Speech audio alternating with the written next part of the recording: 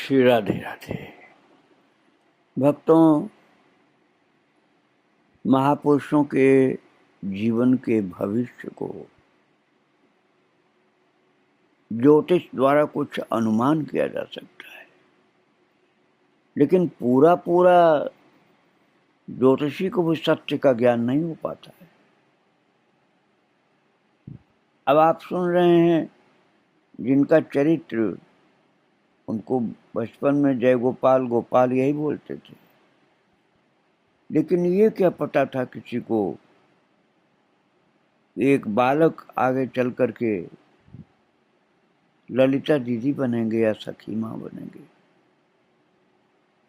हाँ, एक दिन एक ज्योतिषी जी आए, जयशीर काठी गांव के थे, बरिशाल के कैलाश चंद्र भट्टाचार्य। कोई हाथ दिखाए, कोई जन्मपत्री दिखाए, और माता जो थी गोपाल जी की माँ गौर सुंदरी, उन्होंने गोपाल का हाथ आगे कर दिया कि महाराज इस बच्चे का हाथ देखो। और ज्योतिषी जी ने हाथ देखा, ललाट देखा, एक टक गोपाल के मुंह की ओर देखते ही रह गए। गोपाल हंसकर बोले, क्या देखा महाराज, बताइए ना। तो ज्योतिषी जी ने कहा, भैया ऐसा हाथ जीवन में कभी नहीं देखा जो आज देखा है। तो गौर सुंदरी माता ने, जो गोपाल की माँ है, उन्होंने प्रेम पूर्वक आग्रह किया, महाराज ऐसे मत बोलिए, कुछ तो बताइए क्या देखा। तो ज्योतिषी जी ने आश्चर्य के साथ कहा, महापुरुष के लक्षण हैं सब, उम्र 75 के करीब है, पूरा का पूरा लक्षण महापुरुष का है बच्चे के अंदर, स्पष्टवादी दृढ़ प्रतिज्ञ है। ऐसे शक्ति संपन्न गुरु मिलेंगे जिनकी कृपा शक्ति से ये किसी विराट प्रतिष्ठान का अधिनायक होगा,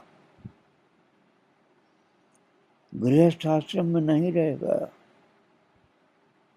एक और बात, हाथ की रेखा के साथ ऐसे चिन्ह का संयोग है जिसके फलस्वरूप इसे जीवन के अंतिम दिन तक कोई छद्म वेश धारण करके रहना पड़ेगा। ज्योतिषी की बुद्धि नहीं काम कर रही थी कि क्या ऐसा भी हो सकता है कि पूरे जीवन कोई छद्म वेश धारण करके रहे, लेकिन रेखा तो यही बताती है। इसलिए ज्योतिषी ने कहा कि ऐसे चिन्ह हैं इसके रेखा के कि जिनके फलस्वरूप इसको जीवन के अंतिम दिन तक कोई छद्म वेश धारण करके रहना पड़ेगा, इस वेश में नहीं रहेगा जैसा अभी है। गोपाल सुनते रहे, फिर एक झटके में हाथ खींच करके हंसकर बोले, डकैतों का सरदार बनूंगा, पकड़े जाने के भय से राख भस्म लगा कर सन्यासी बना घूमूंगा,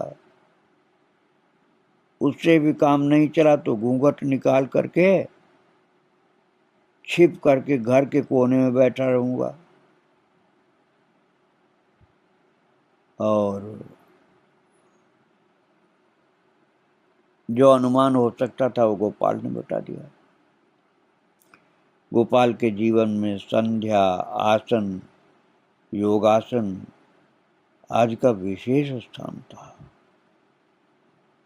वे व्रत नियमों का ऐसी दृढ़ता से पालन करते कि लोग आश्चर्यचकित हो जाते थे। चमड़े के जूते, चप्पल कभी इन्होंने नहीं पहना जीवन में। कितनी ही दूरी हो, खड़ाऊ पहनते या नंगे पैर जाते। स्वास्थ्य पर बड़ा जोर देते, हठ योग की क्रियाएं करते,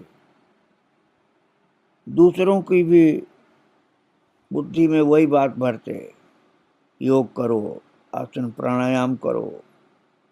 हठ योग की क्रिया दूसरों को भी सिखाते थे। और एक दिन की बात, गोपाल भोजन कर चुके थे। अब वे खाए हुए कुछ अनावश्यक पदार्थों को बाहर निकाल रहे थे। एक पड़ोसी ने देखा और सोचा कि ये अस्वस्थ हैं, उल्टी करने वाले हैं। उसने गोपाल को पकड़ना चाहा।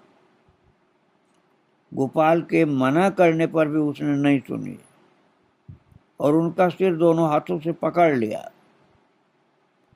गोपाल की क्रिया पूरी हुई तो उस व्यक्ति के आश्चर्य का ठिकाना नहीं रहा।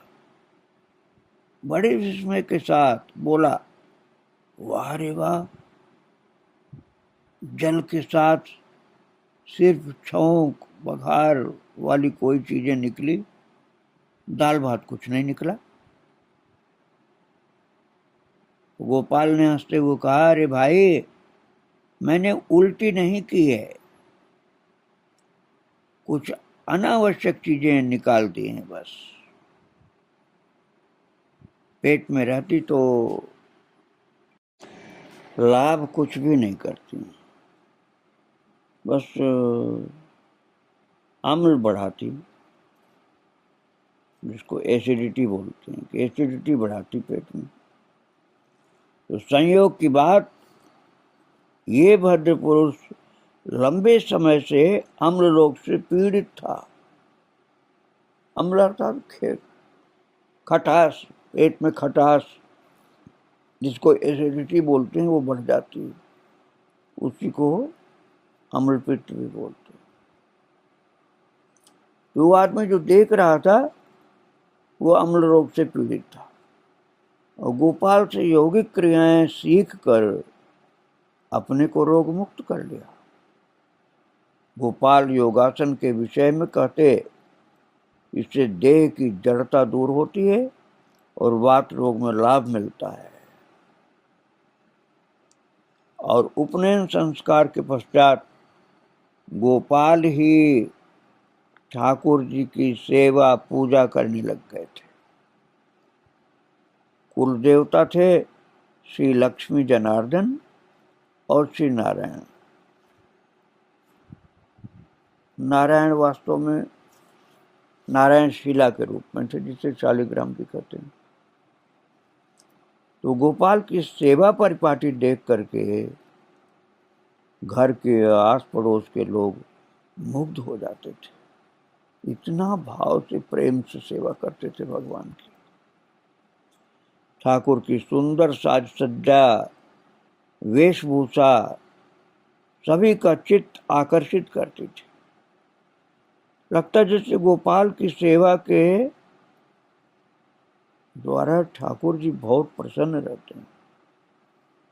गोपाल की सेवा से ठाकुर परम प्रसन्न, ऐसे दिखलाई पड़ते थे। भक्तों, वास्तविकता तो यह है कि ठाकुर प्रसन्न होते हैं भाव से। ठाकुर अर्थात भगवान, आराध्य इष्ट देव प्रसन्न होते हैं भक्त के भाव से। भाव भूषणों से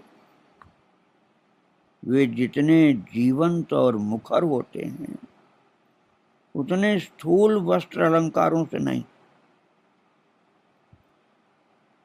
अब वो गोपाल के जो पिताजी थे काली बाबू भट्टाचार्य, उनके पास धन कहाँ था, गरीब थे।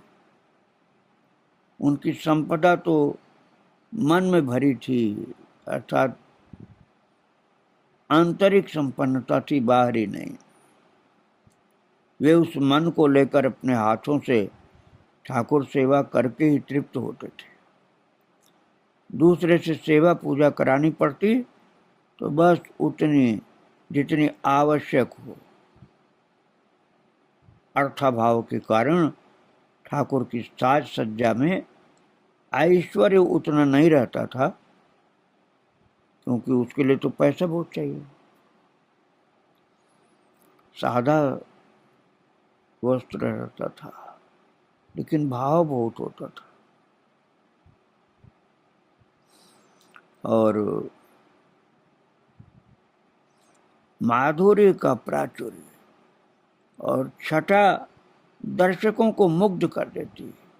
फूल पत्ती से इतना श्रृंगार कर देते थे वो।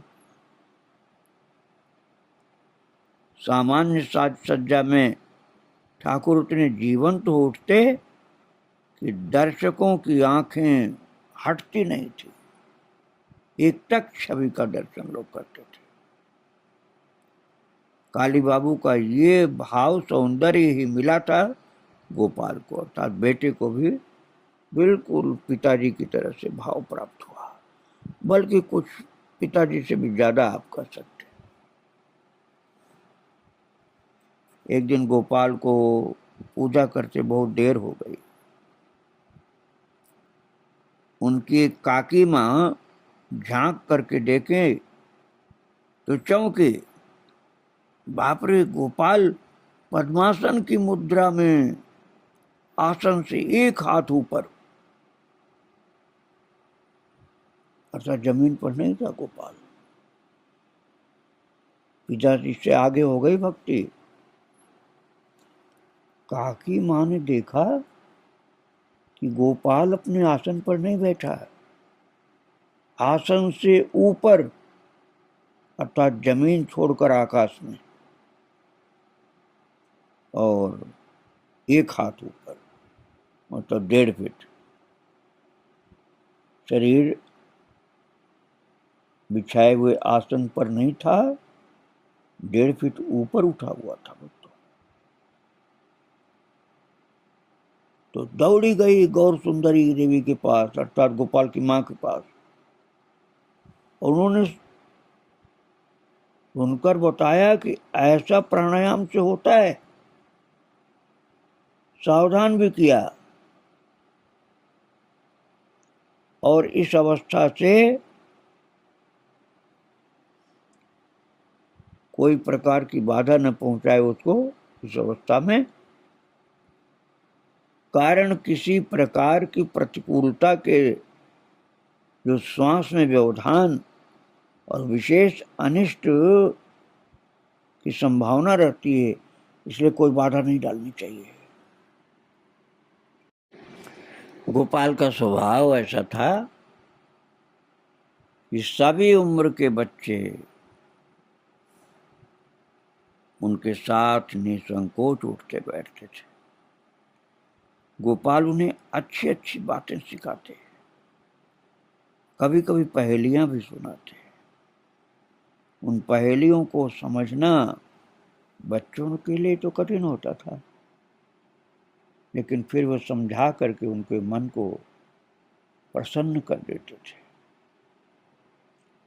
एक दिन सेन साहब की कचहरी में डॉक्टर यदुनाथ सेन ने बच्चों को संक्षेप में कुछ संदेश देने के लिए गोपाल से कहा।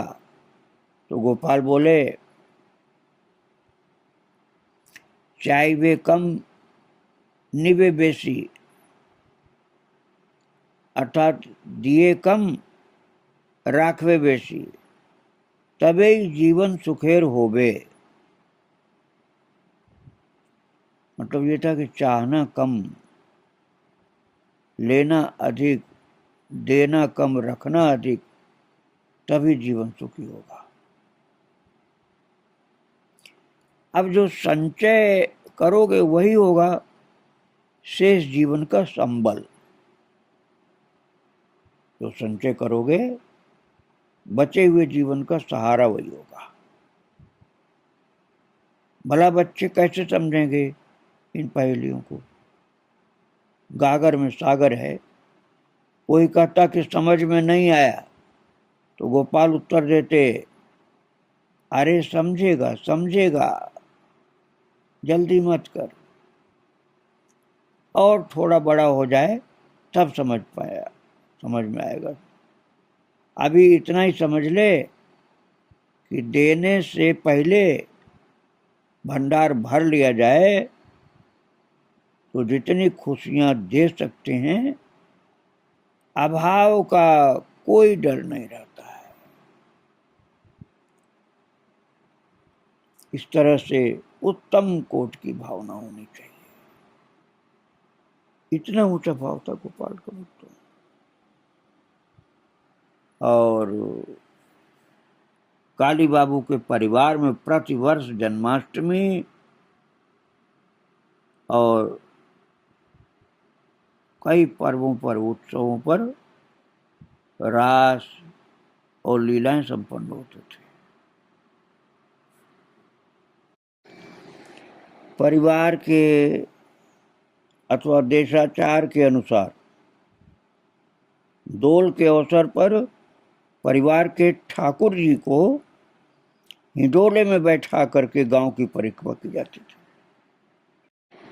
हिंडोले में अर्थात झूले में, भगवान को झूला में बैठा करके और ले करके उनको कंधे पर गांव की परिक्रमा की जाती थी और बड़े खुशी से कीर्तन मनाया जाता, कीर्तन करते हुए परिक्रमा करते थे। अबीर उड़ता, कीर्तन चलता, बीच में भक्तजन अपने अपने घरों के आगे डोला रखवाते, ठाकुर को भोग लगाते, आरती करते। इस तरह से कीर्तन के साथ भगवान को लेकर के गांव की परिक्रमा की जाती। एक बार वहाँ के रिवाज जो है इस तरह से, उसको दोल बोलते हैं। एक बार दोल के समय गोपाल को सुयोग मिला सर्वज्ञ महाशय कार्तिक चंद्र की कीर्तन मंडली में गाने का, तो गायन आरंभ किया। अब वहां तो बंगला में गाते थे भक्तों, बंगला भाषा में। तो बंगला भाषा में जो गाया था उसका हिंदी में भाव ये था कि श्याम आज तुम्हारे साथ होली खेलूंगी, श्याम तुम्हारे साथ आज होली खेलूंगी, निधिवन में अकेले मिले हो, ऐसा भाव था उसका। और गोपाल के गायन आदि के कारण उस दिन सर्वज्ञ महाशय बड़े भाव विभोर थे। उन्होंने बड़े आवेश में आकर के होली लीला के नाना प्रकार के पद गीत गाए। पहले गोपाल गाते, पीछे अन्य लोग दोहराते थे। और जब दोहराने का काम चलता तो गोपाल नाना प्रकार की भंगिमाओं के साथ नृत्य करते, अर्थात बहुत भाव भरे संकेतों के साथ। इसे एक्शन बोलते हैं, बड़ी सुंदर भावभीनी एक्शन के साथ लीलाएं करते हुए, नृत्य करते हुए। और इस प्रकार से खूब कीर्तन गाते हुए, और पीछे और लोग दोहराते थे, पीछे सब कीर्तन बोलते थे। इस प्रकार भाव रस रंग नृत्य गायन के बीच गोपाल एकाएक दौड़ करके सर्वज्ञ महाशय के दोनों हाथ पकड़ लिए और फिर आगे भाव भर करके गाया प्रेम से। भक्तों, भक्ति के भाव में ही एक ऐसी विचित्रता, स्वतंत्रता होती है कि शब्दों की मर्यादा नहीं रह जाती।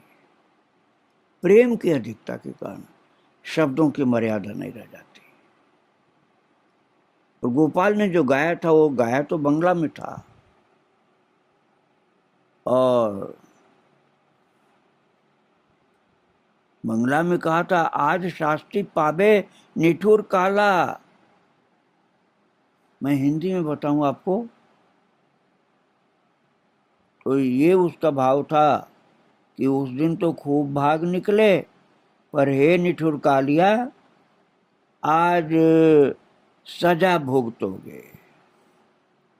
अब आप मर्यादा में मत जाना, मर्यादा के अनुसार तो गलत हो जाएगा कि भक्त भगवान को बोल रहा है कि आज सजा भुगतोगे। अरे ऐसे समझो ना, जैसे गोपियां भगवान को घेर करके भी परेशान कर देती थी, गाल पर गुलचा लगा देती थी और नचाती थी कि नाचेगा तो छाछ मिलेगी, छछिया भर छाछ पे नाच नचावे।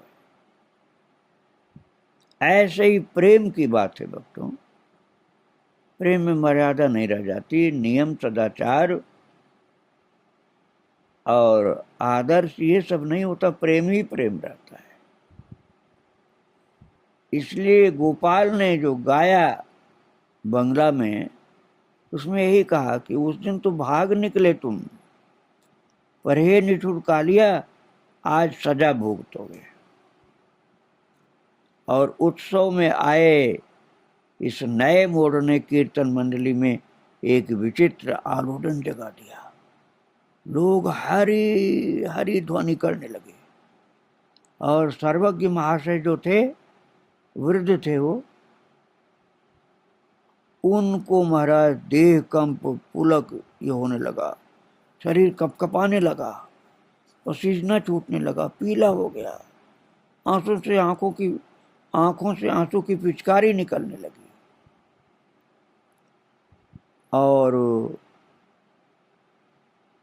और गोपाल महाराज वे जाने किस भावावेश में थे, और मुख पर प्रणय रस भरी बस वही एक बात, से दिन बड़ो पालिए छिले, आज शास्ति पावे निठुर काला। अर्थात उस दिन तो खूब भाग निकले, पर हे निठुर कालिया, ये भगवान को कहा जा रहा है भक्तों प्रेम से, हे निठुर कालिया आज सजा भुगतोगे। ये प्रेम की गाली समझो है, जैसे ससुराल में प्रेम की गाली दी जाती है। और भागवत जी में भी तो भगवान व्यास ने कहा, मोह रहो रसिका भुवि भावुका, हे भावुक जन, अर्थात हे प्रेमी जन, ये भागवत प्रेम का ग्रंथ प्रेमियों के लिए, तुम इसमें खूब आनंद लो। यहाँ आप ये नहीं बोल सकते हो कि बोलने का मैनर नहीं, तुमको कैसे भगवान से बोल रहे हो, कालिया कालिया कर रहे हो और आज सजा भुगतोगे, कहीं ऐसा भगवान को बोला जाता है? अरे वो प्रेम की अधिकता में सब नियम नहीं चलता भक्तों। मोहिनी कुमार सेन एक और खड़े होकर के दोहरा रहे थे, जो गोपाल जी गा रहे थे ना कि कालिया आज सजा भुगतोगे, आज नहीं भाग पाओगे। उन्होंने दौड़ करके एक मुट्ठी अबीर ले करके गोपाल और सर्वज्ञ महाशय के चेहरों पर मल दिया। सर्वज्ञ महाशय तो आविष्ट अवस्था में अपना बायां हाथ गोपाल की कमर में डाल करके दायां हाथ नाना प्रकार की भंगिमाओं के साथ हिला डुला करके नाचने लगे। सारा परिवेश हरि ध्वनि और उलू ध्वनि। उलू ध्वनि मैं आपको बता चुका हूँ कि मुंह पर हाथ घुमाती हुई माताएं वो ऐसे करती हैं। ये बंगाल में रिवाज है भक्तों। वृंदावन में भी बंगाली लोग आते हैं तो ऐसे करते हैं, यमुना जी किनारे बहुत बार सुनने को मिलता है। तो सारा परिवेश हरि ध्वनि और उलू ध्वनि से भर गया और कीर्तन में ऐसा भावावेश गोपाल को प्राय होता था। बाद में सर्वज्ञ महाशय ने बताया कि उस दिन लग रहा था जैसे कीर्तन में नृत्य परायण गोपाल कोई ब्रज बाला हो, बिल्कुल गोपी जैसा लग रहा था बालक को। और भक्तों, गोपाल को ऐसा ही भावांतर हुआ एक बार रास उत्सव में। प्रतिवर्ष की भांति बांसों का गोलाकार मंच तैयार किया गया और उस पर ठाकुर जी को विराजमान करके पूजा आदि की गई। पुजारी ने हरि ध्वनि जय ध्वनि के बीच मंच की डोरी पकड़ करके मंच को घुमाना शुरू किया। एक दो बार मंच को घुमा करके नियम पूरा करके उन्होंने गोपाल को भार सौंप दिया कि गोपाल अब तुम समझो क्या करना है। और गोपाल प्रेमानंद से मंच घुमाने लगे। थोड़ी देर में भावाविष्ट हो गए, मंच को इस तरह घुमाने लगे कि लोग डर गए। ठाकुर जी कहीं गिर न पड़े, सबको ऐसा लगा। अब तो गोपाल श्रीमद् भागवत के रास के श्लोक सस्वर उच्चारण करने लगे। भावाविष्ट अवस्था में मंच घुमा रहे हैं और श्लोक गा रहे हैं, और उनको बाहरी संसार का कोई ध्यान ही नहीं था, बस मतवाले हो रहे थे भगवान के साथ।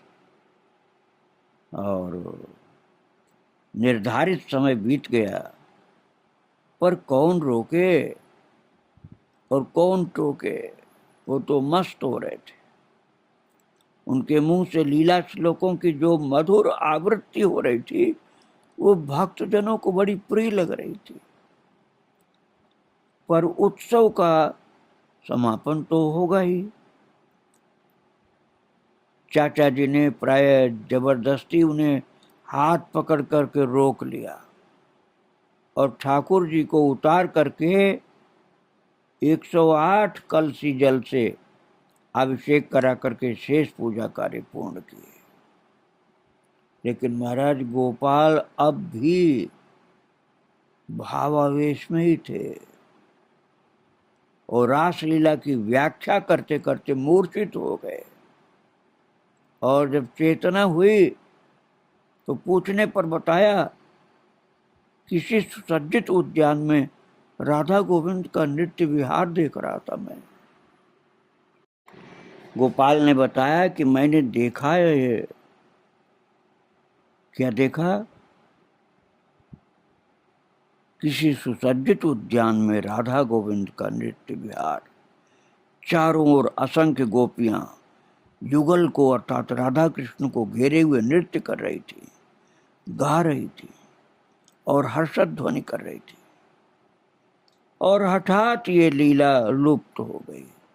एकाएक ये लीला जो अंतर्धान हो गई, गायब हो गई। जिस लीला में गोपाल मतवाला हो रहा था वो लीला गायब हो गई और वो मूर्छित सा पड़ा रहा। भक्तों, यही गोपाल आगे चल करके सखी मां बनने वाले हैं। आज उनको प्रणाम करके यहीं विराम दे रहा हूँ। आगे फिर इनकी चरित्र की बात सुनाऊंगा मैं। श्री राधे राधे, जय श्री राधे।